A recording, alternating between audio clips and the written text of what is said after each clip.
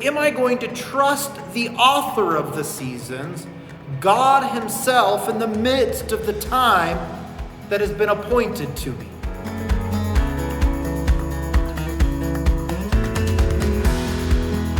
Hey, Grace Fellowship Church, Pastor Jason here at the Independence campus.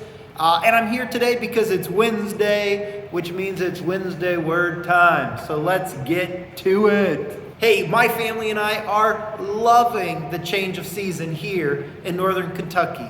The cooler temperatures, especially over the last few days, and the change of the colors of the trees blows my mind. Never experienced anything like this before. In fact, the other day, my family and I went for a drive through some woods just so we could see the beautiful trees as they change colors. But it reminds me of a passage in Ecclesiastes chapter 3, a passage that was made popular by a song in the 60s, one that you probably are going to hear ringing through your head as I read this, but certainly one that was rooted in some truth far before the 60s. It starts out like this: for everything there is a season, and a time for every matter under heaven. The author is going to go on and give us some contrasting lines in the next several verses. And these contrary lines couple the basic human experiences and their equally basic opposites. All of us are familiar with some of these experiences. There's the time to be born and a time to die. That goes along with some that come later, where it talks about a time to weep and a time to laugh, or a time to mourn and a time to dance. All of us have been through the depths of life and the great joys of life. It also talks about economic seasons. It says that there's a time to seek and a time to lose. There's a time to buy in and a time to cash out. It also talks about familial seasons. What mom hasn't been frustrated by the time when her boys just can't seem to stop putting holes in their jeans. A time to tear, it says, and a time to sew. There's also political seasons that are covered here. A time for war and a time for peace. Agricultural rhythms are even covered when it talks about a time to plant and a time to pluck up what is planted. You see, we spend much of our time trying to change the season that we find ourselves in. The times that seem to befall all of us. The preacher in Ecclesiastes tells us that God has appointed those times, not us, and they're not for us to change. We need to stop questioning why we are in the seasons we are in.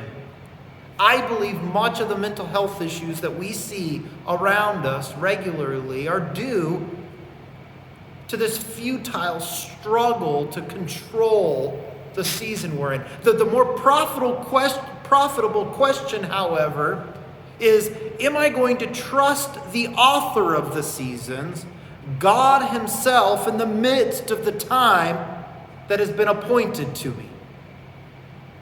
He goes on in verse 11, where he says this: he has made everything beautiful in its time. Think about that for a second. The season that we're in right now is just for a time. But that God will make everything beautiful. He will bring something beautiful out of every experience that we find ourselves in. It goes on to say, also, he has put eternity into man's heart, yet so that he cannot find out what God has done from the beginning to the end. You see, the author of this book had this deep frustration. He was frustrated that he had eternity in his heart, this desire for something bigger than him, but yet he couldn't fully know it. You see, within the midst of our seasons, each of us are longing for something deeper than maybe we see right in front of us. Well, we're longing for the things of God. We're longing for eternity. You see, God did disrupt the natural seasons at some time. Galatians chapter 4 tells us about this disruption in the appointed times. You see, it says this in Galatians 4:4. He says, but there was another time that came. It says, but when the fullness of time had come, God sent forth his Son, born of woman, born under the law, to redeem those who were under the law, so that we might receive adoption as sons. Be encouraged today. For God has broken in to the mundane areas of our life, into the basic human experience, in order to teach us about eternity. Would you turn your face to that today? Would you turn your mind to that today? Would you make studying God's Word a priority in order that you may know the purpose of your life and maybe the purpose for the season that you find yourself in today? God bless you guys. Have a wonderful, wonderful Wednesday.